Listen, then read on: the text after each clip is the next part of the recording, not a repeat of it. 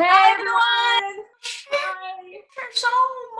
I miss you so much. I miss you too. We are so happy to be here together for you, the fans. We really, really are, for a good cause during these tough times. We love you guys so much. Please enjoy this pilot reading of The Fosters. Woo! Hi everyone, I am Bradley Bredowig, executive producer and co-creator of The Fosters and Good Trouble, and we're so thrilled to be together again for such a great cause, the Actors Fund for Everyone in Entertainment. But before I tell you about why we're supporting the Actors Fund, let's say hi to our cast. Hi guys, how are you? Hi! And here's our cast in the order we see them in the pilot. First up, before she was a lawyer with the last name Adams Foster, she was in juvie as Callie Jacob, Maya Mitchell. Hi Maya.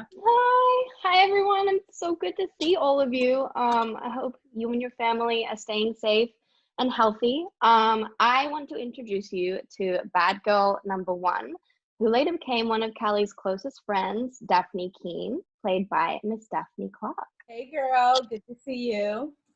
Up next is the eldest of the Adams Foster clan, piano virtuoso Brandon Foster, played by David Lambert. Hey everybody, so great to be back with you all. Now you know her as Steph Adams Foster, but I just like to call her Mom, Terry Polo. Hey, hi my loves. Well, this next woman played Leland Adams Foster, one of the great loves of my character's life. But that wasn't much of a stretch because Sherry Som is one of the great loves of my actual life. So, hi Sherry Som. Don't make me cry, Terry Polo. I love you and I miss you so much. And zooming in all the way from Texas, playing social worker David, here's David Sullivan. Howdy, everybody. Next, she's gorgeous, she's smart, and everyone knows she can't keep a secret. No, I'm not talking about the character, Mariana. I'm talking about Sierra Ramirez. Well, I will neither confirm nor deny that statement. Hi, everyone. Sending you all a big virtual hug. Playing my brother Jesus and reading the pilot for the very first time, Mr. Noah Centineo. Yeah. Great to be with everybody again. I can confirm what David said about Sierra. It's true, actually. Thanks. Now, playing Brandon's girlfriend and Callie's arch nemesis, Talia, here's Madison Beatty. Hi guys! Oh, it's so nice to be back together again. Zooming in all the way from London and playing Anchor Beach's favorite English teacher, here's Jay Ali. Hello to you all from across the pond. Next up we have playing Aiden is Adam Kang. Hi guys! Playing the role of Captain Roberts again, I'm happy to introduce April Parker Jones. Well, hello y'all, all the way from Hotlanta. Next up, we love him. You love him. And Steph, well, she used to love him.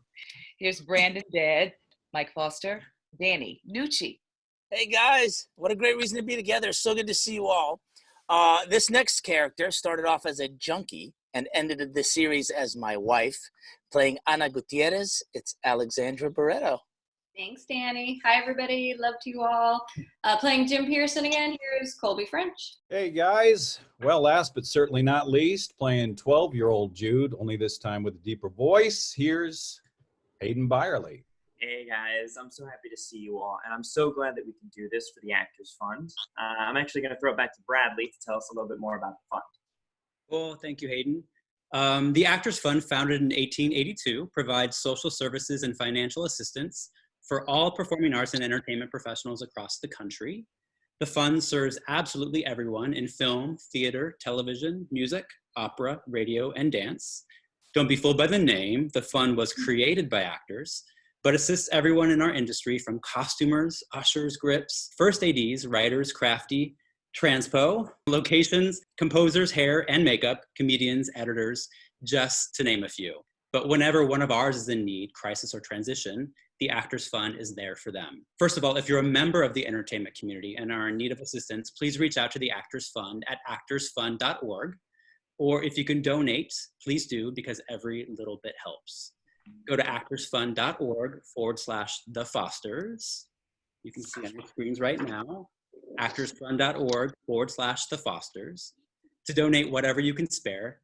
We'll take as little as $1 because every little bit really does help. Now, let's get to the show. and here to read sage directions, and he will probably cry through all of them because that's what he did at every damn table read we've ever done. Introducing my partner in crime, executive producer and co-creator of The Fosters and Good Trouble, Mr. Peter Page. Hi, Peter. Hi there. Yeah, I'm already crying. What about it? I'm so excited to see you guys. Let's do this. Here we go. The Fosters pilot by Bradley Bredewig and Peter Page. Act 1, fade in. We are in Chula Vista Juvenile Detention. Day, a line of girls shuffle down a hallway. Callie Jacob keeps her chin down but eyes up, looking for trouble. 3 girls, looking for a fight, slide into line right behind her. Girl number 1 gets in her ear. You getting out today, huh? That's what we heard. Why you so quiet? You was all mouth the other day when I cut in front of you in the showers. You know, I lost my yard privileges because of you. Girl number 2 slips ahead of Callie, gets in her face. Callie tries to sidestep around them, but girl 1 is already there. Callie's trapped. With that, girl 1 hauls off and clocks Callie right in the jaw, hard. In slow motion, Callie gets knocked side to side as the girls keep hitting and kicking her. A soft piece of classical music begins to play on a piano. Interior Civic Auditorium, a dark high school auditorium. On stage, Brandon Foster plays a baby grand piano. Behind him, a banner proclaims San Diego Music Society annual competition. Throughout the audience, a smattering of students and chaperones wait their turns. Toward the back of the house, Steph Foster, still in her police officer's uniform, listens proudly. On the seat beside her, barely tucked into her purse, an iPhone lights up. Lena calling, but she doesn't notice. It finally stops its silent ring, and the screen changes to read 6 missed calls. Cut to a Volvo station wagon outside the Chula Vista Juvenile Detention. Inside the car, Lena Foster sits with her cell phone pressed to her ear. Hey, it's Steph. I'm either working or avoiding your call, so leave a message. Lena hangs up, takes a beat, climbs out of the car. She approaches social worker David Forsola. Hi, Lena? David. Where's Bill? I just spoke with him. I thought we were supposed to meet. Yeah, well, one of his cases, a kid in one of his foster homes OD'd, so he had to rush to the hospital. God. Yeah, I know. It's terrible. Anyway, I take it he told you about Callie. He consults a file in his hands. He leads Lena toward the guard station at the far end of the parking lot. So it seems like she's been having a few issues with male authority figures of late, which is why... He thought of us. Okay, so she got into a fight with her foster father? Yes, and she damaged some of his property, which is how she landed here in juvie. Damaged his property. David exchanges paperwork with the guard on duty, who picks up a phone.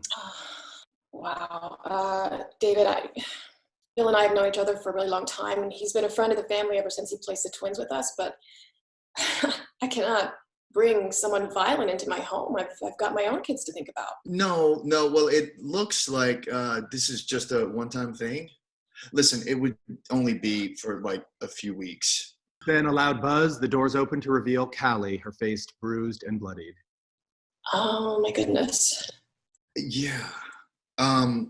When the kids get out, the other inmates get kind of jealous and they tend to pick fights. 1 second. Wait. Just 1 second. He trots over to meet Callie. Callie, hi, I'm David. I work with Bill at Child Protective Services. Where's Jude? Do you know where he is? I don't know. Okay, well, I need to speak with him. Where's Bill? Why isn't Bill here? Yeah, well, we'll have to talk about all that a bit later. Okay, I just don't understand why I can't talk to Jude. Okay, hey, look, that's enough. All right, I don't know what you're talking about. Callie, this is Lena. Lena, Callie. I mean, I guess I could take her to one of the group homes. I mean, it's just for a few weeks, right? Yeah. Okay. Interior foster house kitchen. Callie sits in one corner of the kitchen, diametrically across from Mariana and Jesus. Lena pulls a bag of frozen peas out of the freezer and hands it to Callie, who puts it on her swollen eye as Mariana and Jesus begin to set the table. Mariana and Jesus were in the foster program too. They came to us about 8 years ago, and we formally adopted them 5 years ago. The foster system sucks, dude. Jesus. He's right. Kind of does. Hey, what happened to your face? You get in a fight? Callie's had kind of a rough day, so how about we cool it with the 3rd degree? Is there, where's the bathroom? Oh yeah, it's right through there. Callie disappears into the other room. So where'd she come from? Well, I called Bill from Child Protective Services. You remember Bill? To talk to him about something, and he was in a bind, and he is a place for Callie to stay. And she's had kind of a rough time lately, so let's be a little extra nice to her, okay? What were you talking to Bill about? Yes. Okay, I was gonna wait until everyone was home to tell you guys, but have a seat. I was calling to see when we can set up a meeting with your birth mom. I thought you'd be more excited. It's kind of all you've been talking about for the last 6 months. Yeah, I know. I don't think so. Did Jesus talk you out of this? Just because he doesn't want to do it. Look at me. No, I just changed my mind is all. Doesn't ring entirely true, but Lena doesn't push. We cut into the powder room. Callie stands alone at the sink, staring at her bruised face in the mirror. Alone for the first time, she breaks down in tears.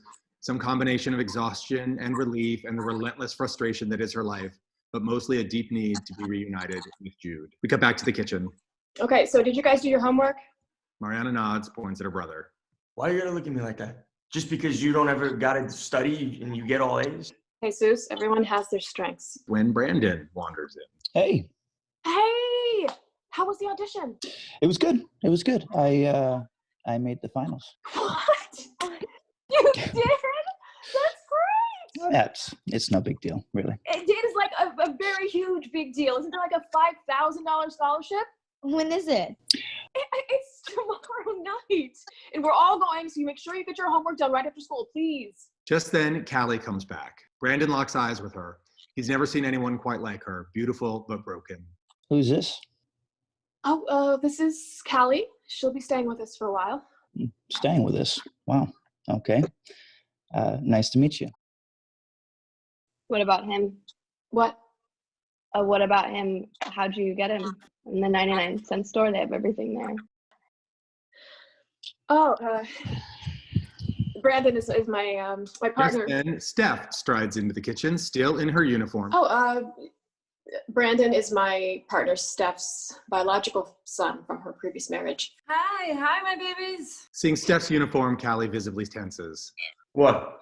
Nobody told you our mom's a cop? See, this is why no boys ever want to come over. As it should be. So you're dykes. I mean, they prefer the term people, but yeah, they're gay. And he's the real son. Everyone's taken aback, but Callie's words particularly hit Mariana where it counts. And who's this? Off Steph's tight smile, we end Act 1. And now it is my pleasure to introduce singer-songwriter Carrie Kimmel, singing her song and ours, Where You Come From.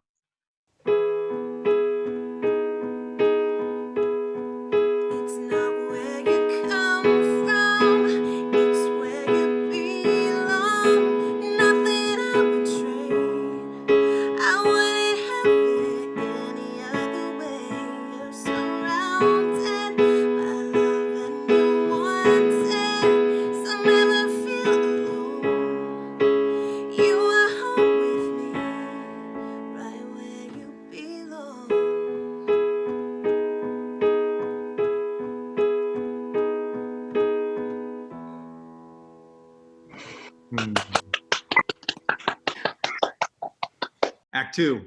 Exterior Foster House front porch, night. Lena and Steph step outside. I tried calling you several times. Yes, I know, and you never left a message. Look, I'm sorry, but it was time sensitive. Okay, do we know anything about this girl, Lena? We're bringing to our home with our children, and what happened to her face? She got beat up in juvie. In juvie? Look, I know. I double checked with Bill. She's not violent. She's not dangerous in any way. It's just a one-time thing. Okay, honey, listen. We can't say them all, Lena. It's just for a few weeks. I'm telling you, if you had been there and you'd seen the way this girl looked at me. Okay, I know that you only did it for the goodness of your heart, and I cannot get mad at you for that, can I? Mushy. should bring extra kids home more often. Yes, please do not, because any more kids around here is going to be like the Brady Bunch. And we are definitely not Brady Bunch. Interior, kitchen. The other kids have gone to their rooms, leaving Callie some alone time with Steph and Lena. Okay, curfew on school nights is at 7, and you don't leave the house without asking permission. Also, you'll be going to school while you are staying here. Lena is vice principal at Anchor Beach Charter, and all the kids go there, so you will be... Where do I sleep? Excuse me? It's not my first time in a foster home. Where do I sleep? Callie is not making it easy for Steph to get on board with all this. Let me show you. Interior living room. Lena finishes making up the couch for Callie to sleep on. 1 pillow? 2? Okay, I'll leave them both. I left some towels for you in the bathroom, and oh, do you have a toothbrush? No, I don't have a toothbrush. How would I have gotten a toothbrush? Okay, Callie, we're on your side, so you can take it down a notch, okay? Yeah. I noticed you were pretty upset earlier when you were talking to David. Who's Jude? Look, you know, when I went to juvie. Steph comes in. Okay, here's some clothes for you to sleep in. Leave your clothes outside the bathroom, and I will wash them so they will be clean for tomorrow, okay? Okay, good night. Steph returns upstairs. When she's gone, You were saying? Got that toothbrush? Lena decides not to press her. Interior, Mariana's room. Mariana and Jesus lounge on her bed. Steph appears at the door. Extraña, chica. No le tengo confianza. Hey, you know the rules. No se habla español para hablar de la gente. That's very good. Gracias, señor. Hey, you two know that it's not true, right? What Callie said, you two are every bit as much our kids as Brandon is, yes? Miss Thing? Okay, I love you, babies. 15 minutes till lights out, yes? Interior, bathroom. Callie sits in a tub full of hot water, hunched over her knees, lost in thought. There's a bruise visible on her back from where the juvie girls punched her. She notices a worn decal on the towel, left over from when the twins were younger, of a cute animated sea turtle. She runs her fingers over it. Interior, Brandon's room. Steph looks over Brandon's shoulder as he works on his composition on a keyboard. Hey, baby. Hey. Listen, I really need you to step up while Callie is in this house, all right? I really don't want to make a big deal of this, especially with Mariana and Jesus. But between you and me, Callie was in juvie for a little while, okay? What is she doing in the house? She is fine. She's fine. Lena and I would not have her in this house if she wasn't. You know that. So I just need you to, I don't know. Okay, I'll be sure to. I don't know as much as I can. Are you sure that you are not Lena's biological son? You know, Ma, I've got homework to do. Moby Dick waits for no man, so. All right, okay, fine. Well, you know, which reminds me, do you need condoms? You and Talia are using... Oh my God. Okay, the door is right over there. What? Mom. Protect and serve. That's my job. You know Mom, that. Please. My little baby is growing up. Get out. You love me. Interior, kitchen, night. Mariana's in the kitchen looking for something in a bin on a shelf near the sink. She grabs a prescription bottle and empties about half a dozen blue and red pills into her hand. Puts the bottle back and turns to see Callie standing there. Mariana covertly slips the pills into the pocket of her sweatshirt. I needed some water. She brushes past Callie and heads upstairs. Callie goes to the bin, opens it. She looks at the bottle of pills. It reads, Jesus Foster for symptoms of ADHD. Interior, master bedroom. Steph pulls Callie's laundry out of the dryer and Zena comes out of the bathroom rubbing lotion onto her hands. Thank you. She wraps herself around Steph from behind. Okay, so I've been thinking. I know how mad I would have been if you made such a huge decision without consulting me. Sorry. Fine, it is fine. Right, I'm okay. She's just not exactly the warmest kid that I have ever. I really appreciate you making the effort, and it means a lot to me. Of course, my love. I was just thinking that poor girl's been through so much, and I'm just glad we can give her a place to stay, you know, but safe for now. Right, for now. Yes, as long as she doesn't mess with our family, we are all good. Get off my side of the bed, please. Hey, Mama Tiger. You want to hear something strange? I talked to the twins about meeting their birth mother, and now neither one wants to do it. Really? Not even Mariana?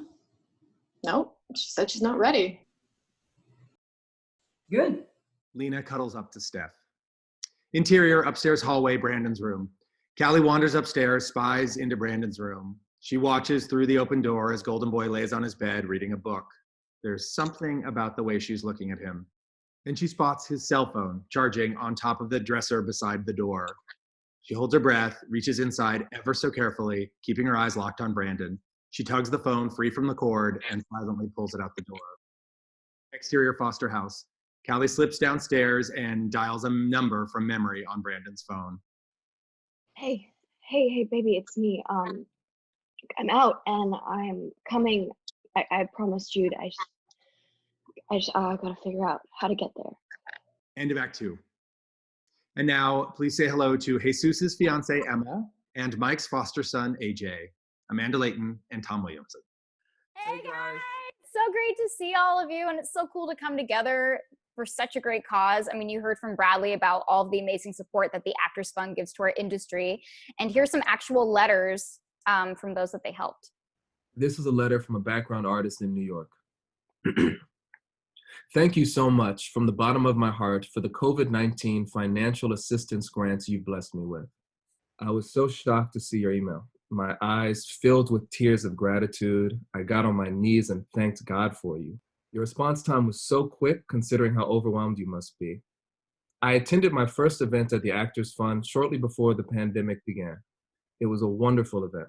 I felt embraced and left feeling so happy I'd come, but never thought I would have been in need of your assistance anytime in the near future. Then the world stopped. The productions I was working on shut down, my part-time job shut down, and the uncertainty has become overwhelming at times. I'm so grateful for your assistance and a sense of community that it gives me at this most difficult time. I really can't say thank you enough. If you're in the arts and entertainment industry and need help, please go to actorsfund.org for a list of their social services or to fill out a financial aid application. And to donate, go to actorsfund.org/thefosters. That's amazing. And I'm going to spread the word to my This Is Us cast and crew and to my friends on some other shows. This is a letter from a group in Los Angeles. I wanted to thank you and everyone at the Actors Fund from the bottom of my heart.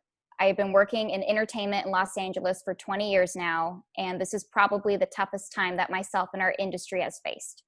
It's been increasingly impossible to make ends meet, and I am incredibly moved by the Actors Fund's help during these dark times. As an industry professional for over 20 years, I have helped out, groomed, and trained many people in the attempt to break into the business. One of the main principles I try to instill in them is to pay it forward, a simple karmic principle that is the essence of our industry. Help others out so they too can help others out in the future. It is so amazing to see how this has a real world effect, and I vow to keep on paying it forward. So the financial assistance I receive from the Actors Fund is not something that just stays with me, but also carries over to my actions and how I help others out in the future. That's beautiful. And your donation to the Actors Fund pays it forward for all of those in our industry living paycheck to paycheck. So if you can give even just a little, it really goes a long way. So go to theactorsfund.org/thefosters to donate. Thank you. Thank you guys. All right. Love you, Fosters family. Love you guys. Miss you so much. Stay safe, stay healthy, and stay blessed. Act 3. Interior Foster House kitchen the next day. Kitchen's buzzing with everyday morning energy. Steph pours herself some coffee. Lena oversees a massive pan of scrambled eggs. Mariana and Brandon set the table. Jesus is texting. Hey, did you take your pills, sweet? Now go ahead. I'm on it. Really? Like you're on the toes? Come on, let's go. He goes to the same bin where Callie found his pills last night and pops one in his mouth. Lena glances over at Mariana's top. I know you have a sweater to go over that. Yep. Good girl. Morning, sunshine. Orange juice is on the table. Help yourself. Make yourself at home, okay? Callie goes and bumps into Brandon carrying some plates. Sorry. Instead of grabbing a juice glass, Callie gets a mug and crosses the kitchen toward the coffee maker. She gets right in front of Mariana, bringing the toast to the table, and Lena grabbing a platter for the eggs. Callie throws their rhythm off for sure. Only when Callie reaches the coffee pot does anyone notice what she's doing. Would you like some cream? Callie takes a long sip. Can I have some coffee too? No. Exterior, Anchor Beach Community Charter School, front entrance. Lena's car parks in her reserved parking spot alongside Anchor Beach Community Charter School. Everyone piles out. Hey, Brandon, why don't you show Callie around? She'll be in Timothy's room to start the day. You are going to love Timothy. He's a lot of fun. Exterior, Anchor Beach Quad. The kids come around the back of the school. Callie takes in the incredible view, turns to Brandon. You go to school here? Yeah. So Timothy's room is over there. You'll find it okay, right? We've got like 20 minutes before class and I want to go practice, so. Practice for what? I have the finals of that music competition tonight. Right. All right. I'll see you. Brandon starts to cross the quad. Callie feels the hostile eye of some territorial girls on her, just like when she was in juvie. Hey, wait up. She trots over to him, grateful to have someplace to go. Interior, Anchor Beach music room. Brandon sits at the piano, his brow furrowed as he practices his original composition. Callie meanders the room, touching things and half listening. What is that? He stops playing. What, the song? I wrote it. You wrote it. Really? Yeah, for the contest. You have to play one classical piece and one original composition. So it's about the night Mom and Lena asked me if it was okay for the twins to come live with us. How is it about that? It doesn't have any words. Listen. He starts to play the simplest melody from the piece. So this is me. And he adds 2 more chords on top of the phrase. These are my moms. And then this. And now the piece reaches its full resonance. 5 different lines, all working in unison. This is all of us. Me, Mom, Lena, the twins. See how it all works better together? Nice. I don't know, though. I think it's still missing something. I like it. Wait, they asked you if the twins could move in? Or are you going to say no? No, I figured there was enough to go around. Enough of what? Everything. Hey, baby. Who's this? Brandon looks over, smiles at Talia, who is standing in the doorway. Hey, Talia. This is Callie. She's going to stay with us for a while. Hey. Welcome to Anchor Beach. Thanks. Talia wraps her arm over Brandon's shoulder. Well, Callie's going to be in Timothy's class with you, T, so can you maybe show her where it is? Yeah, sure. Of course, but we should go. Talia kisses Brandon, and they head out the door, leaving Brandon alone with his piano. Interior Anchor Beach classroom day. Callie, Talia, and about a dozen other students sit in big chairs in a circle where Timothy leads discussion about Kafka's Metamorphosis. But do you think he participated in his own transformation? Did he will it? Did he want it to happen, or did it happen to him? A boy, Aiden, sitting next to Callie, shifts in his seat, and his heavy keychain jangles on the wood. Callie gets an idea. What about you, Callie? I know you haven't read the material yet, but what would you do if you suddenly woke up and found yourself living a nightmare? Off Callie's face, the bell rings. Exterior Anchor Beach, quad. Jesus trots up behind Mariana. Hey. Oh, hey. So I've been thinking, I'll go with you. What? To meet Anna, I'll go with you. I mean, if you want me to. You don't even want to meet her. I know. I told you, I don't think I'm ready. I know. That's why I want to go with you. No, thank you. She trots off to join her friends, leaving her brother more confused than ever. Interior Anchor Beach stairwell breezeway. Callie enters the stairwell, spots the boy with the keychain from class. She hustles down the stairs after him and puts on her most charming smile. Hey, what's your name? Aiden. Nice to meet you, Aiden. You new here? Yeah, yeah, new girl. Just moved here. Actually, I could really use someone to show me around. That can be arranged. You got a car, right? Yeah, yep. Cool. I was kind of thinking about checking out San Isidro this afternoon. San Isidro? Down by Tijuana? Yeah. Yeah, I heard it's cool down there. What are you looking to party or something? No, I just, I got someone I need to see. Yeah, no thanks. Good luck. And he walks away, leaving Callie stranded. Interior Anchor Beach Library. Mariana sits at one of the school computers, logs onto her Facebook account. She goes straight to her messages, open one from someone named Ana Gutierrez. It reads, "I'm so happy I'm going to get to see you. Can you meet tonight?" After a long moment, she types, "Yes. After dinner, Mission Bay Park. Can't wait to see you, Ana." She stares at the word Ana for a moment, then deletes it, replaces it with the word mom. Then she deletes that too and presses send. End of Act 3. Makes me so happy to say this. Please welcome Girls United director Rita Hendricks and lead singer of Someone's Little Sister, Lou Chan. Actors Rosie O'Donnell and Ashley Argota. Hi, everybody. Hi, Ashley. Hi. Can I just say how freaking incredible you are? For anybody who doesn't know, Rosie did a 3.5 hour, oh my God, live stream of her Rosie show from her garage on March 22nd as a benefit for the Actors Fund. And not only did it raise $600,000, but also every single living Broadway legend was in it. Like, I freaked out, and on behalf of the Actors Fund and everybody in the entire entertainment community, thank you so much. You're so incredible. People were really, struggling, and the Actors Fund deals directly with artists and actors and those that make the show. So it's not just the performers, it's the people behind the stage too. And we all wanted to come together to help each other. That's my community, Broadway. And when the Broadway people heard that all the money was going to Actors Fund, they said yes right away. So we actually had too many people, but that's why the show went on for 3.5 hours. Hello. It was amazing. Well, we got some amazing letters from people. Can I read one that we got here? Yeah, absolutely. So, a letter to the Actors Fund from a costume designer in New York. On behalf of my family, my union friends, and myself, I thank you from the bottom of my heart. This money goes a long way to paying my living expenses. Financial support is needed and great. The effect of your generosity is also psychological. The fact that the Actors Fund is available and is responsive to our needs proves emotional support to so many when so many people need it. When I told my son yesterday that the grant had been approved, he jumped up and down and gave me a high five and a hug. I kept telling him we were going to be okay and we'll make it through this pandemic healthy and stable. You're helping me take care of my family and give tangible proof that people and organizations actually do care. Thank you so much. Your helping provides no limits.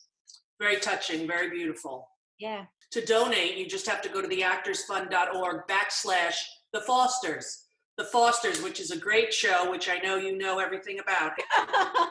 But I hear you do some working at the Actors Fund, don't you? I do. I'm on the advisory council for the Looking Ahead program of the Actors Fund. It's for all. And what do they do? What are they looking ahead? They support all the young performers. They help build community. They give young performers and their parents the skills, the confidence, the values to help them successfully transition into adulthood. Oh, excellent. I started acting when I was 5 and I got my big show when I was 15. I definitely didn't have a normal childhood, and they're providing that for all of these kids and these parents. We hear from a lot of parents. I have a letter from a parent here. They say, hello, I just wanted to thank you for all the fun activities you've provided for my 9-year-old son. He's tried several Zoom things during this time and really enjoyed the Looking Ahead things most. He said the crafts were fun. They do a crafternoon. And he learned a lot from Sharon Lieblein, who was the speaker in last week's What I Wish I Knew online interview.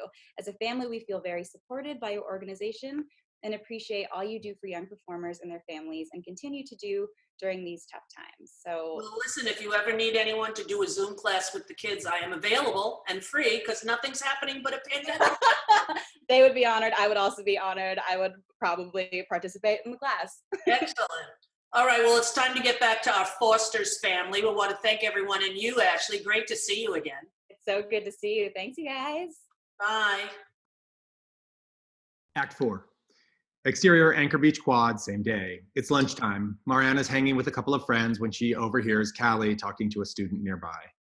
Is there a metro stop around here? Mariana crosses to her. You going somewhere? Gotta meet your pimp. What is your problem? Take too many of your brother's pills? Don't worry, I'm not gonna narc on you. I mean, your mom's a cob, that's gotta suck. I guess. So are you leaving? Don't worry, not gonna narc on you. I got some stuff I gotta take care of. Sorry, it's better if you don't know. That way, if your moms start asking questions. As Callie turns to head for the front entrance, Wait, if I was gonna take off, I'd make sure to go out the back.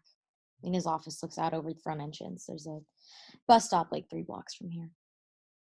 Callie smiles, nods. These two have come to a small but important understanding. The bell rings. Both girls head off in separate directions. Exterior Anchor Beach, elsewhere across the quad. Lena stands near the rear exit, talking to a prospective student and his parents. She looks over and spots Callie headed her direction. She waves. With a sigh, Callie pulls out her class list and pretends she was lost. She changes directions and has no choice but to head to class. Interior Captain's office. Captain Roberts looks up from her desk as Steph enters the office. Mike stands off to one side. Steph looks at him quizzically. You okay? You're not going to start crying, are you? With all due respect, ma'am, screw you. Well, Vasquez was a pain in my ass, so as far as I'm concerned, Sacramento can have him. You know, you're too good of a cop to be taking care of a hothead like that anyway. And now, since you're both partnerless, starting tomorrow, I'm going to pair you up with Mike. Ma'am? Is that a problem? Can I ask why? I asked. You did? That cool? Do I get time to think about it? No. All right, then I think it's very cool. Great idea on your part, Mike. Well, good. Now get out of my office.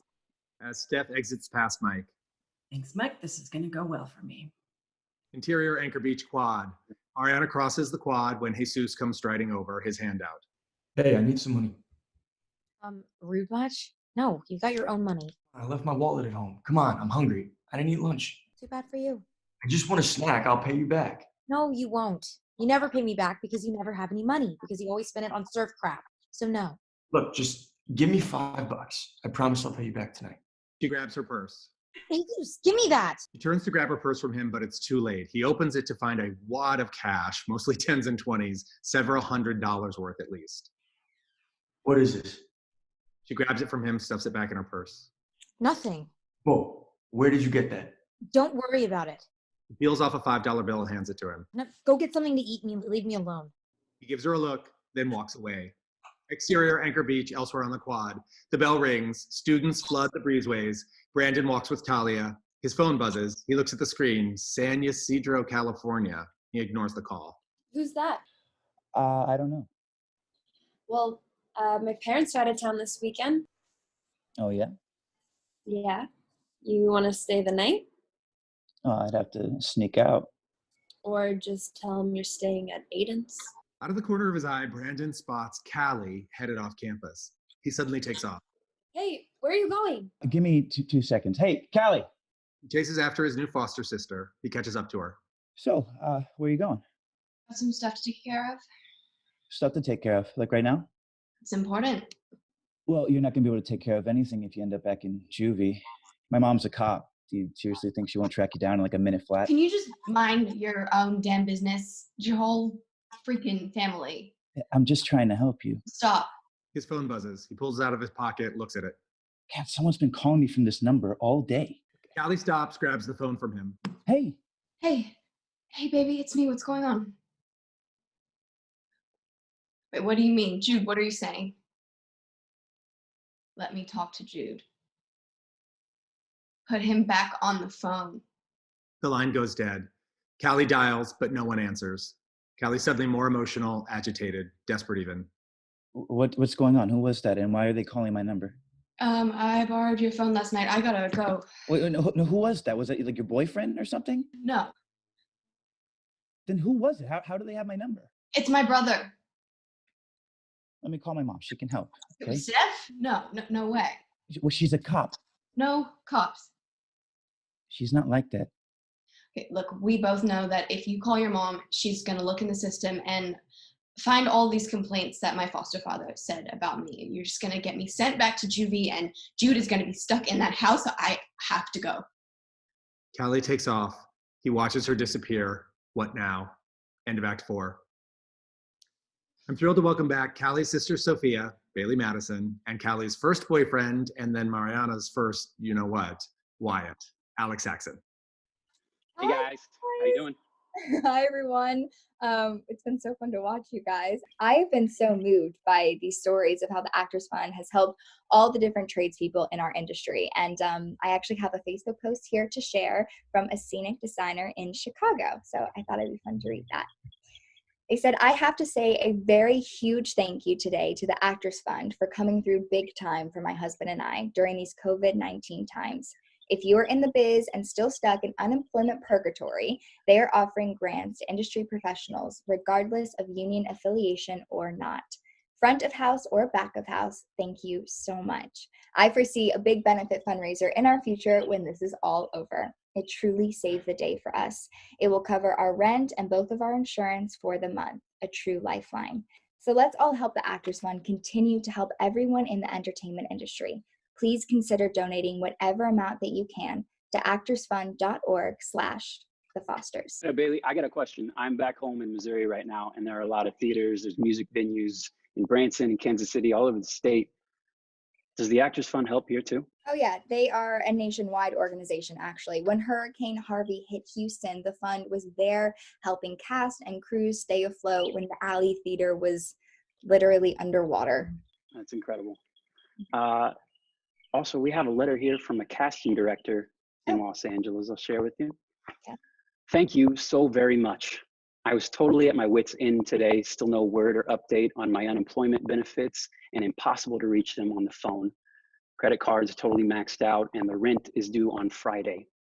Such perfect timing, such a tremendous relief until unemployment gets their overloaded system in order. So thank you again, truly, all of you working wonders and providing so much assistance to our community. And if you work in the arts and entertainment community and you need help, the Actors Fund is here for you.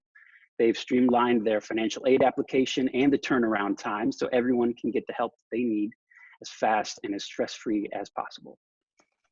Every dollar that you guys donate today will go towards emergency grants and social services to help get our beloved crew members back up and on their feet. So you can donate today at actorsfund.org/thefosters. Thanks, guys. Thank you so much. Bye. Stay safe. Act 5. Interior bus day. Brandon and Callie sit on a sparsely populated bus, Brandon noticing that their knees are touching. Don't you have that music thing tonight? Oh, it's just, don't worry about it. There'll be others. So what happened at the house? My foster father caught my little brother wearing one of his ex-wife's dresses, started beating the crap out of him. Seriously? He hit him? Yeah. I mean, he used to hit me all the time, which, you know, whatever. But when I saw him going after Jude, I tried to stop him. He kicked me in my stomach.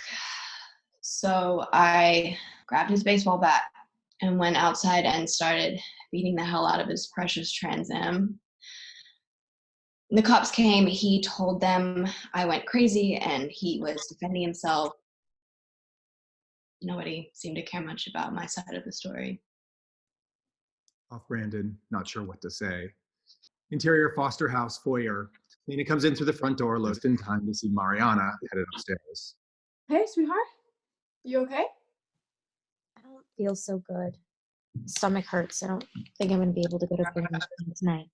What do you feel like you're gonna throw up, or? No, I think I must have eaten something bad. I think I just need to lie down. Okay. Well, go rest for a little while, and we'll see how you're feeling a little later. Mariana nods sadly, plods upstairs.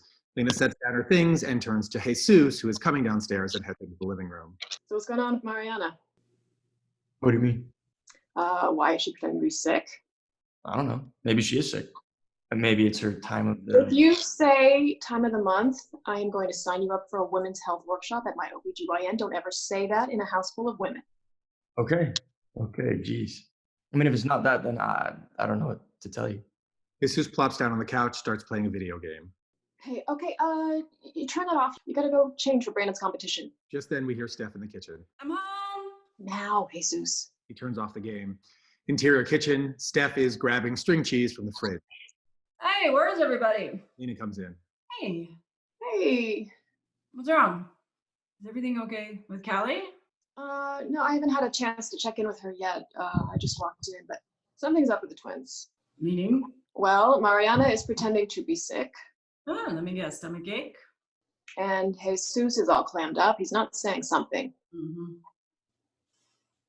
Do you think I've been putting too much pressure on Mariana? Do you think this is about Anna? No, absolutely not. I think that she's just changed her mind. Honey, really, it's okay. Lena rests her head on Steph's shoulder. You keep me sane. Well, I'm not sure that you're going to be sane when I tell you what happened at work today. What? Well, now that Vasquez is leaving, guess who they are partnering me with? Who? Mike.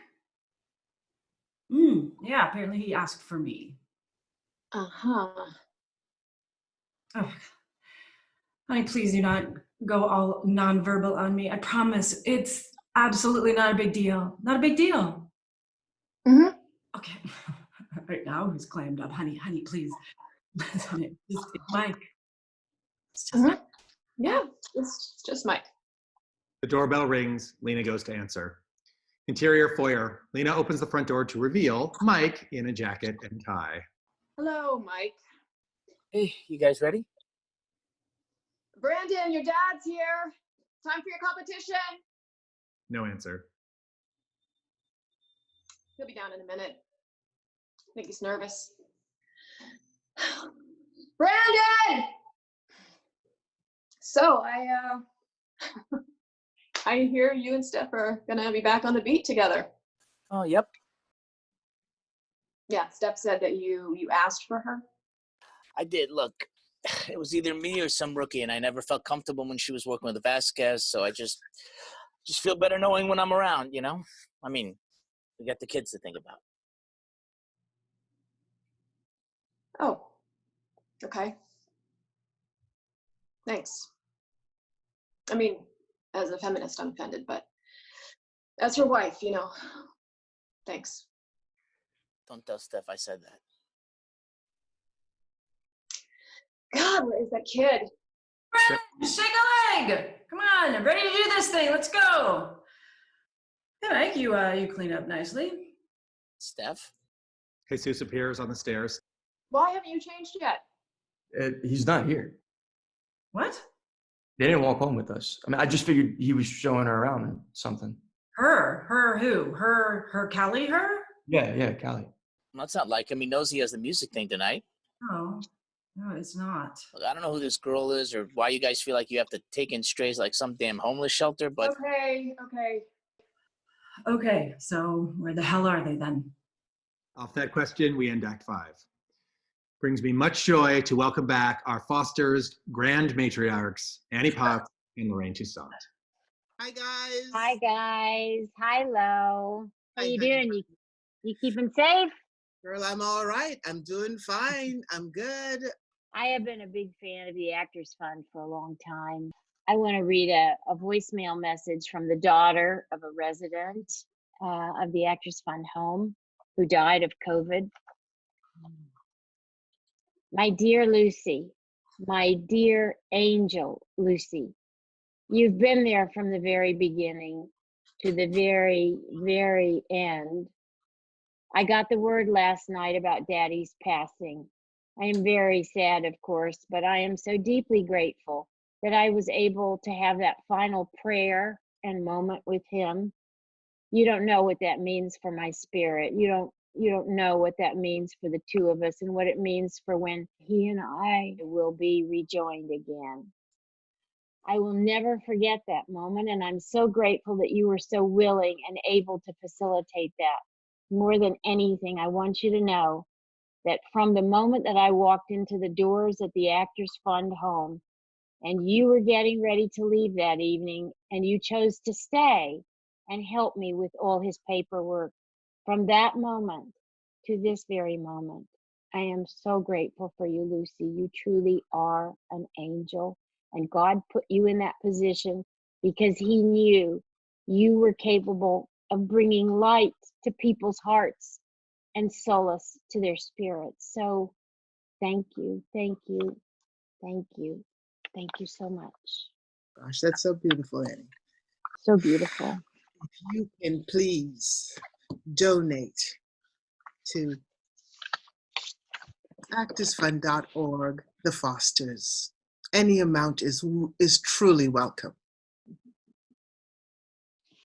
And you know, I have very personal experience with the Actors Fund. As a young actor, early in my career, the Actors Fund has literally saved, let me take off my glasses so you can actually see my eyes, has actually saved my life so many times. You know, we live on the edge. It's where we create from. It's where we find ourselves. It's just where we live, but that's a dangerous place as well as a creative place. And, you know, it's most of us live paycheck to paycheck because that's just the nature of this business. And so I'm one of those actors who has worked my entire life, my entire career, and yet still there have been moments when I have hit real stumbling blocks. And the Actors Fund has often, not once, not twice, but often been the last step before despair.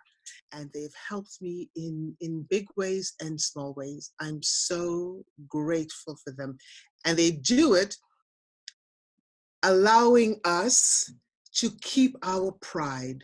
And that is the one thing that they honor there as they help us. So I am so happy to be sporting the Actors Fund. I never knew you'd been to the Actors Fund for assistance. Wow. Thank God for them. Oh, yes. And thank you for sharing that. I know that a lot of people are embarrassed to ask for help in times of need, and you know, just to know you're not alone. Mm-hmm. Here is one last email from a prop master in Atlanta. My sincerest thanks to you and everyone at the Actors Fund for this grant. Life has felt so daunting the past 3 weeks. Receiving your email felt like the warm embrace that I've been yearning for during this time of isolation. I know I'm not alone in this. I hope you are taking care of yourself while you spend your days taking care of others. I hope you and your loved ones are healthy and safe. For me, it's hard to ask for help, but I'm grateful and humbled. Much love. That's beautiful. Thank you, Actors Fund. Thank you. Act 6. Interior Foster House Kitchen, night. Lena hangs up her cell, turns to Jesus, Steph, and Mike. He's not answering. Okay, let me try Talia. Picks up her phone, steps away. Guys, I'm sure he's fine. He probably thought we were going to meet him at the contest. Look, why don't we just head over there and check? No, wait a minute. I have this app installed on all of our phones because this one kept losing his. Lena hangs up. She says the last time she saw him, he was talking Callie before 7th period. Maybe Mike's right. Maybe we're just overreacting. Steph checks the screen in front of her. If we are overreacting, then what are they doing in San Ysidro? She shoots Lena an "I told you so" look. What? Are they going to Tijuana? Kill him. I'm gonna kill him. This is exactly what I was afraid of, Lena. Let's go. Let's go. I will drive. She and Steph take off. Jesus pulls down the tin, grabs his bottle of meds. He dumps one into his left hand when he notices that there are very few. Interior Mariana's room. Mariana watches out of her window as Steph and Lena pull out of the driveway. She immediately grabs her purse and is headed for the door when Jesus appears. Hey, Brandon and Callie are missing. What do you mean missing? Like they never came home from school. Oh. Huh. She's clearly trying to get out of her room. Jesus doesn't clear the doorway. Hey, you didn't take any of my meds, did you? What? No, why? Because Ma just picked me up a new bottle and now it's almost gone. Well, what are you looking at me for? I was just asking. Okay, well, ask Brandon or Callie. No, excuse me, I gotta go. She tries to push past him, but he stops her. Is that how you got all that money? Are you selling my freaking pills? What? No. His mama sure as hell didn't give you that big wad of cash. Or, I mean, did she? Should I ask her? Why? Why would you do that? It is so damn stupid. You can literally go to jail, Mariana. What the hell do you need all that money for anyway? I've been talking to Anna. Anna, our birth mother, Anna? She got back in town last month. I found her online. What? Wait, you're not supposed to. I thought you didn't even want to meet her. No, I didn't want Steph and Lena sticking their noses all up in my business, okay? They wouldn't get it. Anna needs some money. I just want to help her out a little. You're giving her money, Mariana, for what? Why? What do you mean, why? She's our mom. She's not our mom. Our moms live here in this house. What the hell is wrong with you? I knew you wouldn't understand. That's why I didn't tell you. Understand what, Mariana? That woman is not our mom. She is a monster who left her 2 babies so that she could run off with some dumbass and screw whoever she wanted. She freaking abandoned us. I mean, she left us. Well, she came back. I thought you were supposed to be the smart one. He walks away. Interior car. Steph drives as Lena dials her cell phone. They're beyond worried. We intercut with the interior-exterior San Ysidro house. It's a rundown house in a nondescript neighborhood. A dented Trans Am sits in the driveway. Callie signals to Brandon with a head nod. He goes to the front door and knocks. Hello? Is anyone there? Can you help me out? I'm lost. Callie sneaks over to the kitchen door in the rear of the house and taps on it lightly. Inside, she sees 12-year-old Jude washing dishes. Jude. You can't hear her. A light turns on in the house. Callie drops back. Brandon at the front door knocks again. Hello? Is anybody home? Callie gets up, tries once more. Still no response from Jude. The front door opens. Jim Pearson peers out through the screen. Can I help you? Yes, sir. I was, I'm just looking for the Metro. The Metro's a few miles from here. Yes, sir. I guess I got kind of lost. Over Pearson's shoulder, Brandon can see Callie slip inside through the back door as she creeps quietly. Well, you got to go about 6 blocks. On her way to Jude, Callie steps too hard, making a small creak. What the hell are you doing in here? Hey, get out of my house. I just want to see Jude just for a minute. No. She moves to the kitchen where Jude is. Pearson grabs her by the arm. I said no. You know, you made a lot of trouble for me the last time you were here. Hey, don't touch her. Brandon comes inside, reaches for Pearson. Pearson whips around, shoves Brandon against the wall. Okay, look, I'm sorry about your car, okay? I will pay to have it fixed. I just want to talk to Jude, okay? Please. He shakes him off. He grabs her, but she slips past him. Jude! Pearson opens a desk drawer and pulls out a gun. Callie! Get the hell out of my house. Hey, man. Calm down. Don't you move. Exterior house. Just then, Steph, Lena, and Mike pull up. Steph and Mike jump out and survey the scene. Through the window, they can see Pearson with his gun drawn. Lena, please stay here. They pull out their pistols and split to opposite sides of the house. As Steph approaches the back door, Callie moves toward Jude, distracting Pearson. Steph sneaks in and holds her gun against his back. Freeze, police. Brandon, please get back. Mike comes in the front door, his gun drawn. Don't even think about it. Put the gun down. Get on your knees. Pearson does as told. Damn it. Down on your knees, now. Mike moves in and cuffs him. Exterior, beach, night. Mariana sits on a bench alone. She's starting to wonder if Anna's going to show. She hears something, looks around expectantly, but no one's there. We go back to the San Ysidro house. Mike loads Pearson into the back of a cop car. Callie and Jude come out of the house with their few possessions.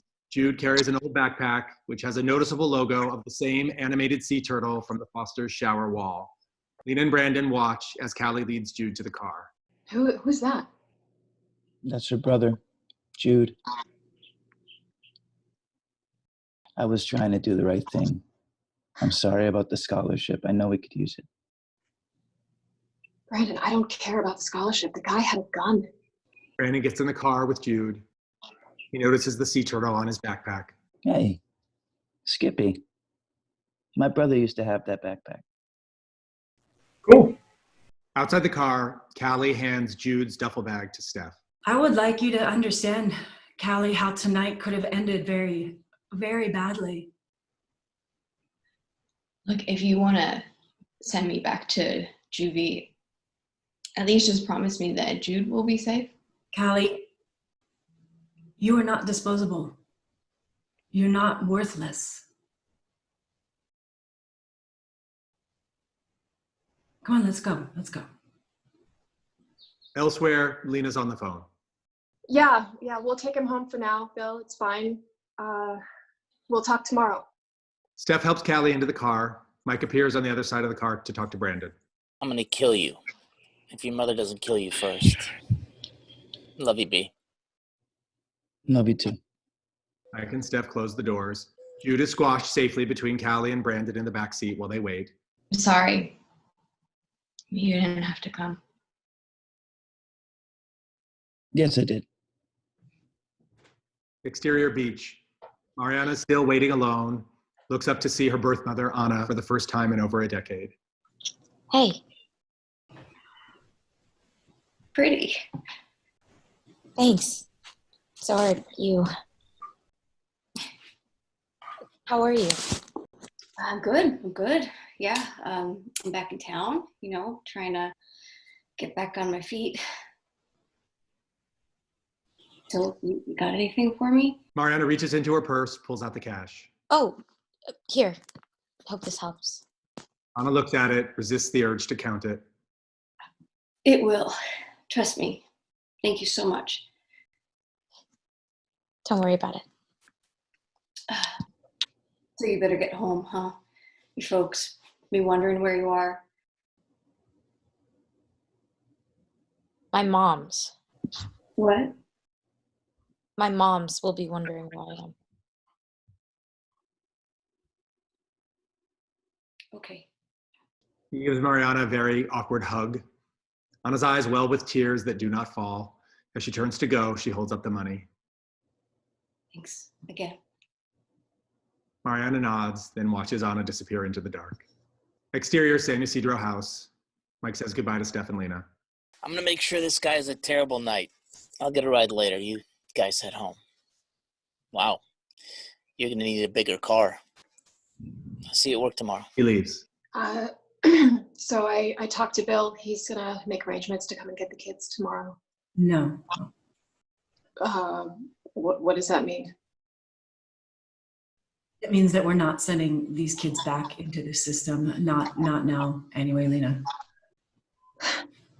Are you sure? We really don't have the room. We will make room. Steph hugs Lena. Steph and Lena climb into the front seat and close their doors. All right, buckle up, everyone. Steph starts the car, places a reassuring hand on Lena's knee, and they pull away into the night. Exterior foster house night. Jesus sits on the front steps, phone in his hands, waiting for his sister. After a moment, he looks up as Mariana appears, heartbroken. Jesus can tell the Anna experience was not good without saying a word. She comes up the walk and sits down beside him. A beat, then he puts his arm around her and she lays her head against his shoulder. They sit there in the darkness until suddenly headlights appear. The Denali pulls into the driveway and the twins stand up. Steph, Lena, and the kids spill out of the SUV and surround the twins. They all introduce them to Jude. Then Lena opens the front door and Steph herds them all inside. First Jesus, then Mariana, Brandon next, until only Callie and Jude remain. Steph looks at them, then carefully guides them into the house. She shuts the door. And a pilot.